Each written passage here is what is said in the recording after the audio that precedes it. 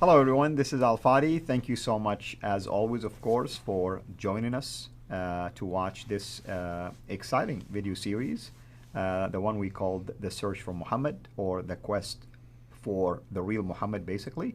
And thank you for your interactions, your questions, and your comments.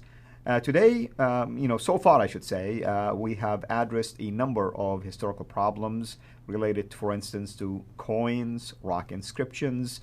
But today we're going to talk about further, historical problems as evidence that there is some real holes in the narrative concerning Muhammad and his person and the historical, basically, Muhammad in this case.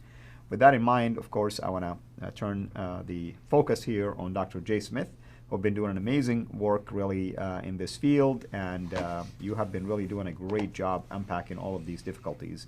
So what further evidence or problems in this case do we have? Yeah, just to clarify, I'm not doing the research in this area. People like Mel, who is on Sneakers Corner, Murad, who's from the Middle East. We have Joe, who is also from England and also from Europe. We then also have Bala, who is in India, and then we have Sarah, who's down in the Southern Hemisphere. But these are people who have actually done a lot of the research. I'd already mentioned Odin LaFontaine. These guys and gals have been working on this material for over 20 years. All I'm doing is taking what they have introduced to me, thrown at me, and being their mouthpiece, because they need somebody who can actually get online, who can go up on the internet and actually communicate it so others can then appreciate it, but also use it in their own ministry or with Muslims that they're engaging with publicly. So that's all I am. I'm nothing more than that. Please don't think that I'm actually doing the journal research. I'm not capable of doing this kind of research. They're way ahead of me. And that's why it's so good to be able to impose and take their material and then get it out to the whole world.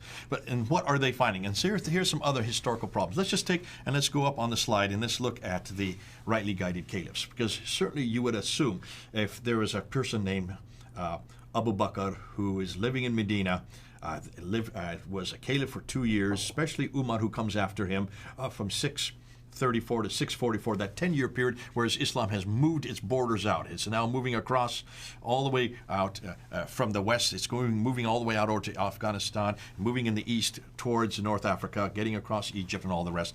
You would assume that people would know who these guys are. They caliphs, if they're caliphs, that means their name would be out there. The coins would have had their names on it. We know that didn't happen. The inscriptions would be referring to them. We know that didn't happen. But someone somewhere should know about these characters, these first rightly guided caliphs, as they call it. They call it the golden period of Islam. They call it the Rashidun period. Why did they call it? Because this is where Islam really took form. This is where it made a force for itself and expanded its borders. And as they conquered right, left, going both west and east, they then took over a lot of these cities, and they would have now, someone somewhere would have known about these guys. You would think. You would hope. That's right. That's what we are always looking for. So one of the things that this group of the researchers have been doing, and they've been working on this for about 5 to 10, some as many as 20 years, they've been asking this question: where are these rightly guided caliphs? And if you look on the screen there, they cannot find, first of all, they cannot find the 9th century Muhammad.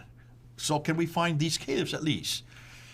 There is no rock inscription in the 7th century which uses that term caliph to begin with. That's the first thing they noticed. More than that, the term which was used was Amir al-Mu'minin. Amir al-Mu'minin, yeah. Commander of the faithful, which does not denote a successor.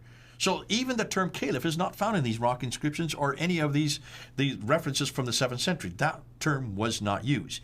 Yet today, we're using that term all the time to refer to these 4 characters. Or you might say Muhammad would be the first caliph from 624 up until he died in 632. The later term caliph was introduced as Khalifat by Rasulullah, means the successor and messenger of God. That is introduced in the 8th and 9th century, not in the 7th century. So already you've got a problem here, because even the term it's in the wrong century. Okay? So even the term, if these people existed, was applied to them later. And when later? The 9th and 10th century applies it to them, which means it's a redaction back. Exactly. Again, here's another example of a redaction back. So, I was really hammered by Yusuf Qadi for getting the wrong name at the wrong in the wrong century. Well, how about him hammering the Islamic traditions for doing the same problem? That's right. They should have known better that this word would not have existed that early. So why are they calling him a caliph? Maybe he should take a deep dive into this. Yeah. Let's go back to the slide here. So what about any references to these first four caliphs, Abu Bakr, Umar, Uthman, and Ali? Are there any references to these names? Now remember, these names are very popular names. So of course you're going to have references to people called these. But notice that not one of them is a caliph. These inscriptions refer to them. That's why their historicity is seriously in doubt. Every attempt has been made to get the story that straight has failed. We just cannot find these caliphs referred to anywhere. Abu Bakr, let's look at Abu Bakr.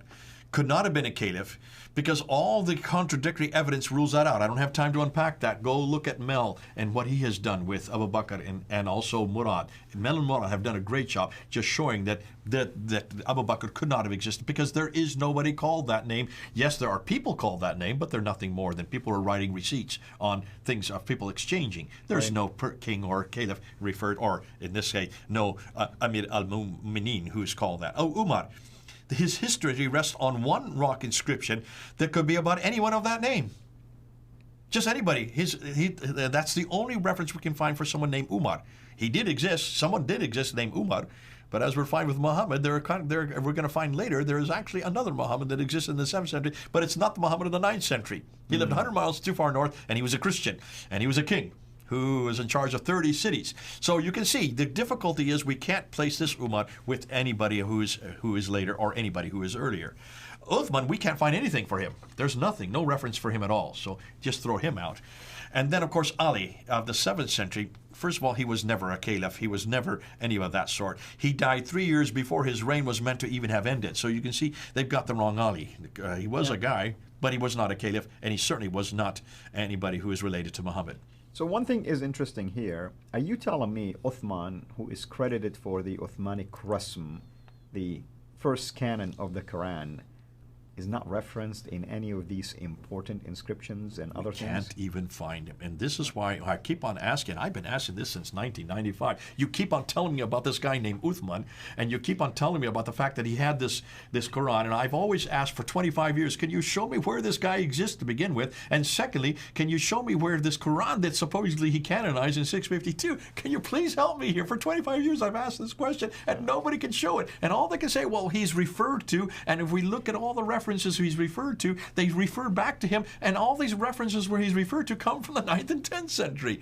And even the references to his Quran come from the 9th and 10th century. And finally, when we do get the manuscripts, and people like Tahir Altukulic and Ekmel Nisalan, these two Turkish scholars from 2002 to 2007, finally look at these 6 major manuscripts, they have realized that these manuscripts don't even come from a guy named Uthman. They don't come from that time period. In fact, they're saying they don't even come from copies of that time period. Right. These are Muslim scholars, and they were saying this in 2007. We're now in 2020, and yet Muslims are not listening and not looking, and they still can't come up with anybody called Abu Bakr, Umar, Uthman, and Ali. And that's why we need to be careful. If you're going to be talking about this, you need to come up with evidence. Now, what I'm going to do in the next episode, what I want to do is I want to actually look about the Hijrah. I want to go into the Hijrah, and then I also want to look at the 741 date. Well, I think that's enough for this one, because this is devastating in and of itself. Forget about Muhammad. We can't even find the guys that follow him. And we can't find anybody who is historical until Muawiyah. Right. Of what we would recognize as Muslim, if he were a Muslim. And what we now know about Muawiyah, as we saw in the coins, has nothing to do with Islam.